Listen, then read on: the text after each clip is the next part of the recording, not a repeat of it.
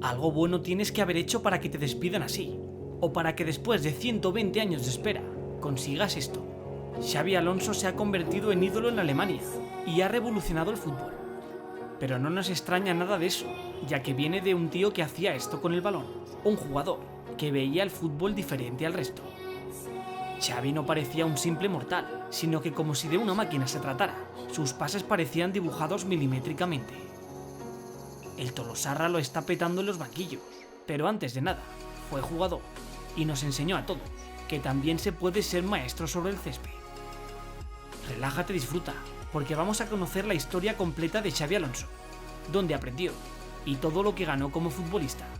Vamos a conocer la historia del maestro de los maestros.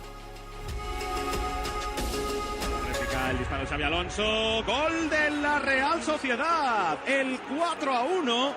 Bueno, qué encuentro se está viviendo en Anoeta. En apenas el margen de 2 minutos, 3 minutos como mucho, se han podido ver 3 goles, 2 de la Real Sociedad. Y un momentito, chicos, porque acabo de encontrar la mejor página web para comprar las camisetas de fútbol como esta que tengo aquí de Ronaldinho. La calidad es increíble y es 100% fiable. Tarda el envío entre 15 días y la verdad es que son alucinantes. Son réplicas, las originales son muy caras y aquí, bueno, tenemos la opción de poder tener las camisetas que más nos gustan. Así que os dejo en el comentario fijado un código de descuento y la dirección de la página web para que cuando termine el vídeo vayáis a echar un ojo. A disfrutar del vídeo, chicos. Xabi Alonso Olano nació el 25 de noviembre de 1981 en Tolosa, Guipúzcoa. Pese a nacer en el norte, Xabi vivió hasta los 5 años en Barcelona, debido a que su padre Perico Alonso también era futbolista, y por aquel entonces jugaba en el Barça. A los 6 años la familia Alonso regresó a su tierra, y allí el pequeño Xabi comenzó a jugar a fútbol. Lo hizo junto a su hermano mayor Mikel Alonso y a su amigo de la infancia, Mikel Arteta. Con 9 años, los tres comenzaron a jugar en las inferiores del Sport Club de Antiguo, y allí despertaron el interés de los mejores clubes de España. Tanto fue este, que tan solo 2 años después, Arteta fichó por el Barça y los hermanos Alonso por las inferiores de la Real Sociedad. Allí se formó como futbolista, se convirtió en el muro de contención de la Real B, y esto hizo que Javier Clemente, entrenador del primer equipo en aquel momento, lo hiciera debutar en diciembre del 99 con 18 años. Tras ese partido, Clemente decidió que regresara al segundo equipo, pero Xavi era demasiado bueno para jugar allí. Esto hizo que Clemente decidiera cederlo al Eibar de la segunda división para que cogiera experiencia.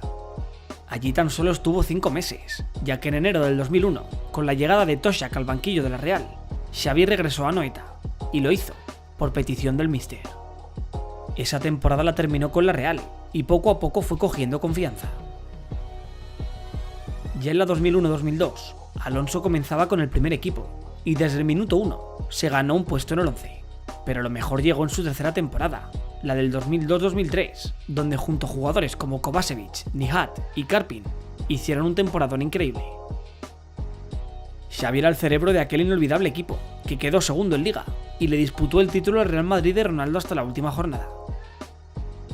Tras ese gran año, Xavi jugaría una temporada más con la Real, campaña que anotó 4 goles y llevó a la Real hasta los octavos de final de la Champions League. El joven Xavi tenía mucho talento, y en verano del 2004, Iñaki Sáez decidió convocarle para disputar su primera competición con la selección española, la Eurocopa de Portugal. De esta forma, Xavi cumplía un sueño: representar a su país junto a los mejores jugadores. Pese a la ilusión que tenía, todo salió mal. Tan solo jugó 2 partidos, y España cayó en fase de grupos. Tras la Eurocopa, el Liverpool de Rafa Benítez hizo una gran oferta por él, y tanto Xavi como la Real decidieron aceptarla. Xavi quería ganar títulos, y con la Real sería difícil, así que tras esas 4 grandes temporadas en Anoeta, el joven prodigio se convertía en red, a cambio de 11 millones de euros. El Tolosarra llegaba a Anfield con muchas ganas, y junto a Luis García y Rafa Benítez, dieron inicio a una nueva etapa red, la del Spanish Liverpool. Su primera temporada allí fue buena, formó una gran dupla en el medio del campo con el capitán Steven Gerrard, y la prensa lo apodó como el maestro. En Liga terminaron consiguiendo un 5º puesto, pero las alegrías llegarían en Europa. Tras derrotar a Juventus en cuartos y a Chelsea en semis, el Liverpool se plantaba en la final de Estambul ante el Milan de Shevchenko, y allí protagonizaron el partido del siglo. El encuentro se fue al descanso con un 3-0 a favor del Milan, pero los Reds no se rindieron. Alonso hizo una segunda parte espectacular y anotó de penalti el empate a 3 para igualar el encuentro. Ya en penaltis, el Liverpool derrotó a los rossoneri y Alonso se alzaba con su primer gran título con tan solo 23 años, siendo este el inicio de una carrera dorada. Tras su primera gran temporada con el Liverpool iniciaría la segunda, la del 2005-2006, y allí Benítez le dio total confianza. Esa temporada fue el organizador total del juego y logró conquistar otros 2 títulos, la Community Shield y la FA Cup, donde derrotaron al West Ham en la gran final. Tras esa gran campaña en Anfield, Alonso recibió la llamada de Luis Aragonés para disputar el Mundial de Alemania, pero al igual que en la Eurocopa de Portugal, volvieron a fracasar. Esta vez sí que fue titular, incluso anotó un gol ante Ucrania, pero lamentablemente no sirvió para nada, ya que en octavos perdieron por 1-3 ante la Francia de Zidane y Henry. Tras esa decepción, Xavi regresaba a Liverpool, y lo hizo por todo lo alto, ya que en septiembre del 2006 anotó un auténtico golazo desde su campo al Newcastle, gol que apodaron como extraterrestre. Ese año volvió a ser la columna vertebral del Liverpool, equipo que volvió a llegar a una final de la Champions, otra vez ante el Milan, pero esta vez no tuvieron tanta suerte, ya que cayeron derrotados por 2-1. Xavi inició su cuarta temporada como Red, pero el equipo no funcionó bien. Alonso tuvo una lesión de tobillo y no pudo ayudar a su equipo, que volvieron a quedarse sin títulos por segundo año consecutivo. En verano del 2008, y ya recuperado a tiempo de su lesión, Alonso formaría parte de la selección que conquistaría la Eurocopa de Austria y Suiza, dando inicio a la era dorada del fútbol español. Allí fue pieza clave, donde junto a Xavi, Iniesta y Marcos Sena formó un medio del campo histórico.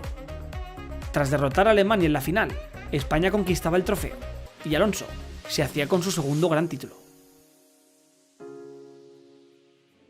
Tras la Eurocopa, Alonso iniciaría su quinta y última temporada en Anfield, pero allí todo se puso muy feo. Tuvo una discusión muy grande con Benítez. De hecho, este quiso venderlo a la Juventus, pero Xavi no quiso. Pese a la mala relación con el entrenador, el maestro fue titular indiscutible, y pese a volver a quedarse en blanco, volvió a ser el mejor del equipo. En verano del 2009 la relación era insostenible, y tras 5 temporadas con el Liverpool, Xavi decidió regresar a su país, donde se unió al Real Madrid, a cambio de 35 millones de euros. Alonso iniciaba su etapa como blanco con 28 años, y el Bernabéu disfrutó de su mejor versión.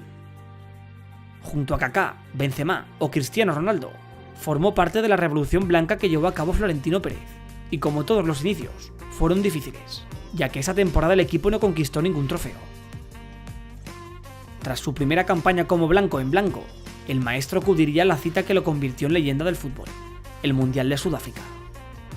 Bajo las órdenes de Vicente del Bosque y junto a la mejor generación de futbolistas españoles de la historia, el Tolosarra volvió a ser la espina dorsal del equipo. Tras eliminar a Portugal, Paraguay y Alemania en semis, la Roja se plantaba en la gran final. Allí se encontraron ante los Países Bajos, y tras un partido durísimo en el que se jugó la vida, Iniesta anotó el tanto de la victoria en el minuto 116 para conquistar el título.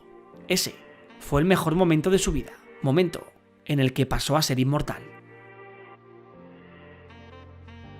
Tras ser campeón del mundo, Alonso jugaría otras 4 temporadas con el Madrid, y estas estuvieron plagadas de títulos.